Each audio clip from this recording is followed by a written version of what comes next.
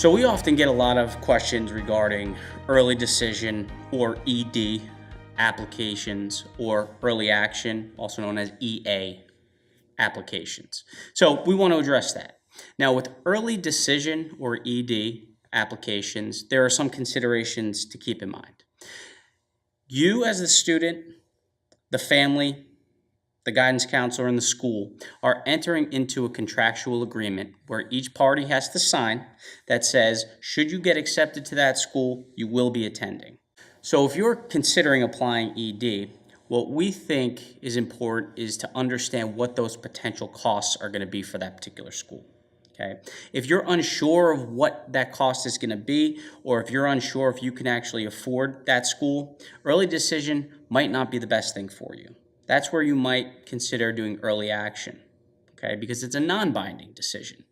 Now, let's say, for example, you're a family that demonstrates a very large amount of need-based financial aid, okay, so in other words, a low EFC, and you're applying ED to Cornell or Harvard, any of these Ivy League schools who they're phenomenal with need-based financial aid, well, then that certainly might make sense because those are going to be the types of schools that are most cost effective for you.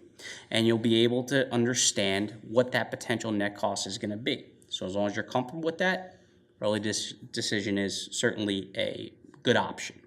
Now, another question we get a lot is, am I losing out on any sort of leverage? Or because I am going ED and I'm telling them that I'm committing to that school, should they accept me, will they offer a lesser package? The quick answer is no. Typically, these colleges will package you according to their equations, their percentages, okay?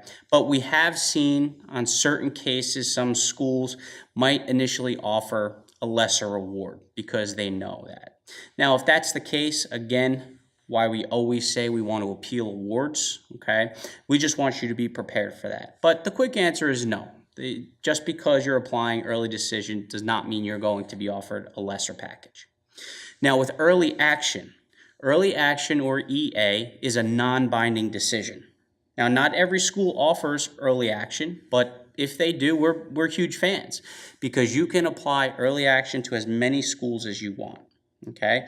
And the good thing is you're getting all of your information back sooner as opposed to regular decision. So if we're applying early action to a school, not only are we going to get our admissions decision, typically by December, but we'll also get an understanding of what our financial aid award is very early on, okay, which makes things a little bit more helpful.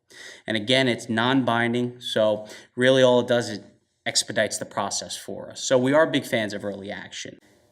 We get the question of, well, if I do early action, will I get more money if I get my application in sooner? And that's a common misconception, is that there's this pool of money and then it eventually dries up. That is not the case. Whether you do early decision, whether you do early action, or whether you do regular decision, okay? You're entitled to those monies coming to you. So as long as you meet the priority deadlines.